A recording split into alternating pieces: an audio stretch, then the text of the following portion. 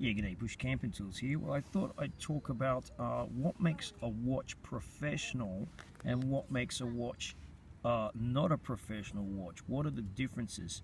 So here on the left hand side, we've got two watches which are labeled both by the manufacturers as being professional, and this watch over here which is not labeled as being professional. So first of all, let's go through them. What watches have we got? This is a Seiko Prospex 200 meter air diver, so it's an automatic with a 4-hour-36 day date movement in it.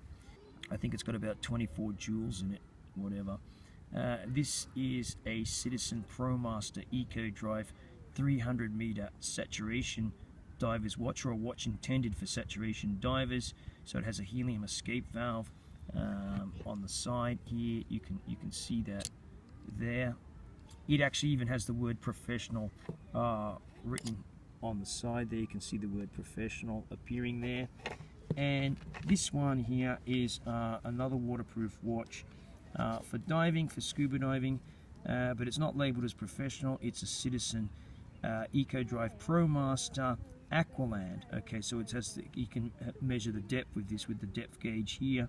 These are the reset buttons here with that, and it's good down to 70 meters. However, that it's quite deep for a recreational dive. That would be on mixed gases for sure. Anyway, so let's move on and let's look at why these two are labeled as professional and why this one's not. And this is my opinion on this. So let's get on with the video show and tell. Okay, firstly, this one here, Seiko are saying the Prospex, that this word Prospex actually stands for professional specifications. So what does that mean? Well, and what is professional? So if I'm a diving instructor and I'm wearing this watch every day during teaching or something like that, and training classes, then you could probably call yourself a professional.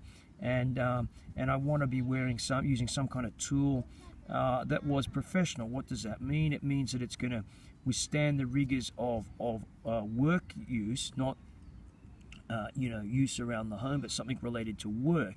So is there anything in this which really makes it professional? In that case, well, we do have a steel shroud on here.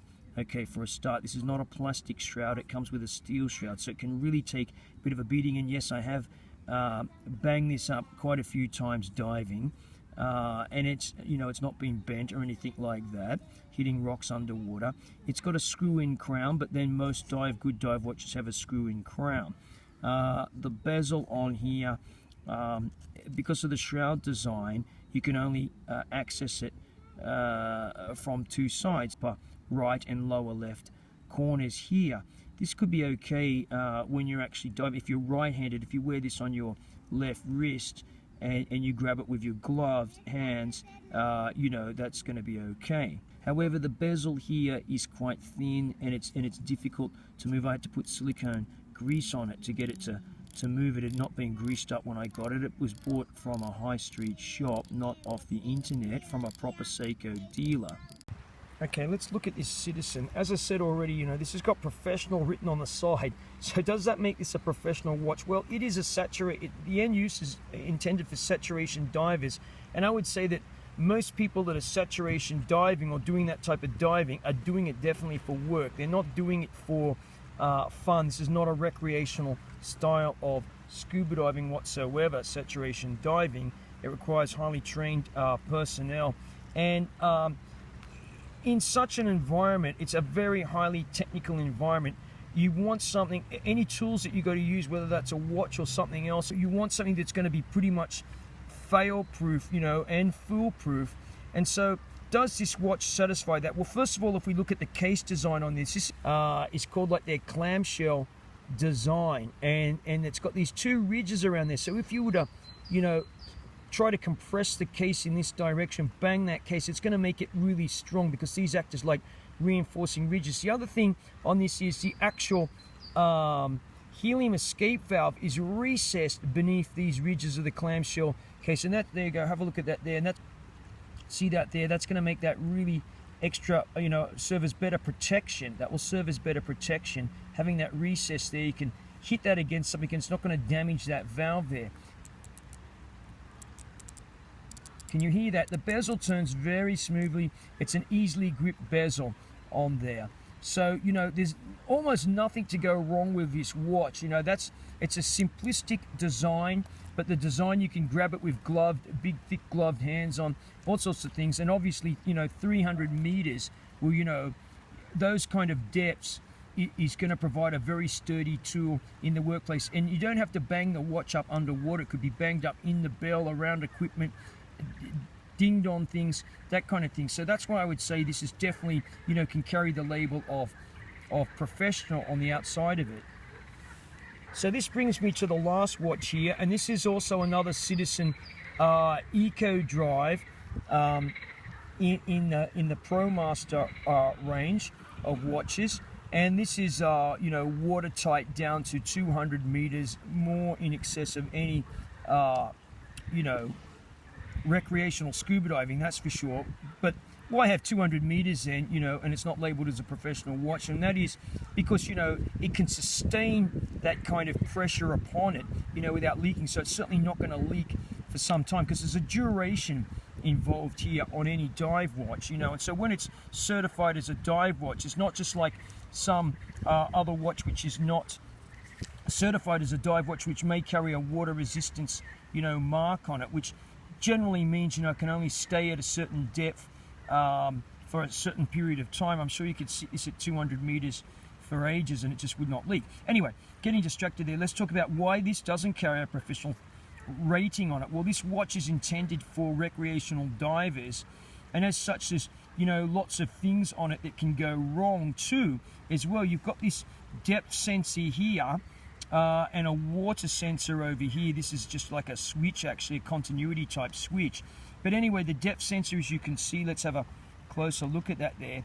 It projects outside of the same clamshell or a similar clamshell designed case as the 300 meter diver. So this, you know, Citizen talk about this old model and say that it is a very strong design, and I've no doubt about that. But because this sits outside of there, it is possible to ding this up diving. Of course, if it's worn on the left wrist, you know, this is going to be protected somewhat by the wrist, and this is the outside, you know, towards your hands. If you wear this on the right hand, then this is facing your fingers in the direction of your fingers, and you may damage it like that. So I would, you know, only be wearing this on my left wrist diving, even if you are the other way around with your watch. What else about this thing which I would say, and by the way, these are super parts adapters. This is not the, you know, the watch strap that came on this watch, obviously. Yeah, so you've got that. The other thing too is this is just almost flush with these two ridges, which is, you know, that also can be danged up diving, though it doesn't project out much. You notice there's no guard around the crown. These crowns are screwing in, they're really, really tough. That model there, it separates it from that model to say that is actually, you know, ranking as a professional watch. This is more aimed at the recreational the recreational diver. Many people wear dive watches today not to go diving at all, let alone even go anywhere near the water. They want, you know, they like the chunky style of the dive watch. It appeals to us males. Even these ones like this, these are really popular. You can see on any forum or, you know, Facebook group, etc. And many people will wear them, and they've never done scuba diving in their life, let alone snorkel diving. That's quite okay. And you can see this, I believe, reflected in the latest, for example, latest Aqualands from Citizen, which are much toned down from this. This is more of a tool, this watch, and I believe not a day-to-day wearer, because it's so chunky. You can, you know, as a day-to-day wearer, you just don't need this depth gauge on here. If you just want a big chunky watch, you can damage this. They even suggest not wearing this watch to bed. Why would that be? Well, this watch, it's slow to tell the time, so that doesn't make any difference whatsoever for scuba diving, because in scuba diving you should be methodical and not be going at 100 miles an hour. So when you're reading the time and checking the time and the depth, if you're going to use this along with your depth gauges or computer, you know, you need to be methodical in what you do there with that. But if you're out and about and you're just wearing it on your wrist to tell the time, and you need to tell the time in a hurry, you know, this can be a bit slow. And why is that? Well, because here, the minute hand in this, you know, bring out all these funky PVD colors and different designs. This is like this gold. It's hard to see. You have to look for the luminous marker here, and it blends in with the other markers around the watch. You know, so if you wake up in the middle of the night, you're a bit groggy, you know, so it's not a night dive, you're woken up in bed, you want to know what the time is, you look at this where you've got luminous stuff all around it, right? So it's going to be, you're not going to be able to read the time immediately. This, on the other hand, the minute hand is marked bright fluorescent orange. There is no confusing where the minute hand is and the hour marker on this watch. And the same for this. These are completely different minute and hour hand markers on there. So again, this is another reason why I feel these are more of a professional thing. This is definitely more catered towards scuba diving for sure, what its intended purpose was, not as just a general out and about fashion statement. As I said, that's cool if you want to like wear these chunky watches. Many companies cater for that. They have these big big ratings on waterproof watches, and they're big chunky designs because, let's face it, they look pretty cool. Yeah, so that's my summary on why I think these two are aimed at the professional market. You could certainly wear them daily in scuba or diving operations. This one, of course, really serious operations. This one's certainly for the recreational diver amongst us. Okay then, bush camping tools here. Thanks for watching.